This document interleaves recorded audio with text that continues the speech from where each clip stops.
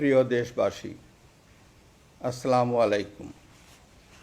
আপনারা জানেন প্রধানমন্ত্রী শেখ হাসিনা রাষ্ট্রপতির কাছে পদত্যাগপত্র জমা দিয়েছেন এবং আমি তা গ্রহণ করেছি।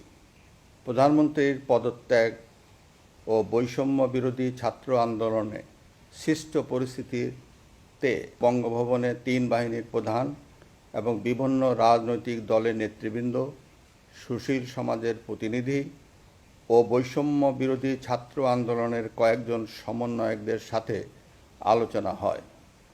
শুরুতেই সেনাপ্রধান বিরাজমান সার্বিক পরিস্থিতি ও রাজনৈতিক দলগুলোর সাথে তার আলোচনা সম্পর্কে আমাকে অবহিত করেন।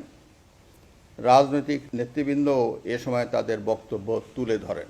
সভায় বৈষম্য বিরোধী ছাত্র আন্দোলনের নিহত শহীদদের স্মরণে শোক প্রস্তাব গৃহীত হয়।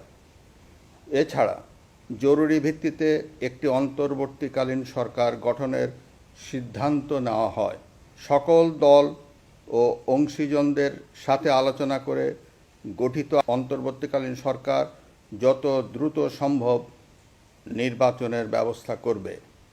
বৈষম্য বিরোধী ছাত্র আন্দোলন ও বিভিন্ন মিথ্যা মামলায় আটকসহ সকল বন্দীদের মুক্তি দেওয়া হবে। বৈষম্য বিরোধী ছাত্র আন্দোলনের নিহতদের পরিবারদের ক্ষতিপূরণ প্রদান ও আহতদের সুচিকিৎসার প্রয়োজনীয় সকল সহায়তা দেওয়া হবে। সর্বসম্মতিক্রমে বিএনপির চেয়ারপারসন বেগম খালেদা জিয়াকে মুক্তি দেওয়ার সিদ্ধান্ত নেওয়া হয়।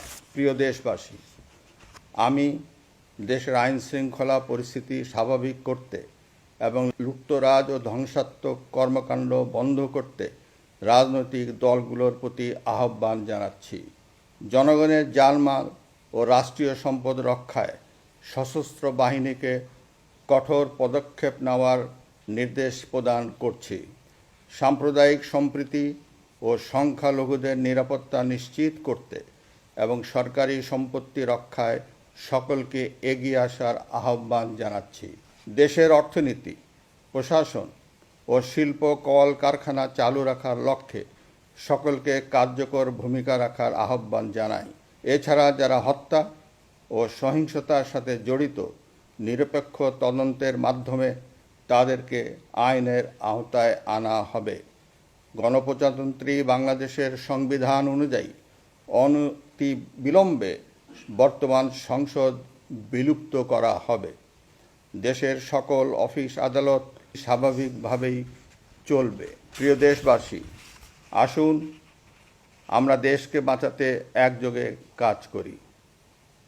পারস্পরিক হিংসা বিদ্বেষ ভুলে ও প্রতিহিংসার ঊর্ধ্বে উঠে দেশকে এগিয়ে নিতে নিজ নিজ অবস্থান থেকে ভূমিকা রাখার জন্য আমি বিনয়ের সাথে আপনাদের প্রতি অনুরোধ করছি। একটি সুন্দর ও সোনালী ভবিষ্যতের প্রত্যাশায় আমরা এগিয়ে যাব ইনশাআল্লাহ।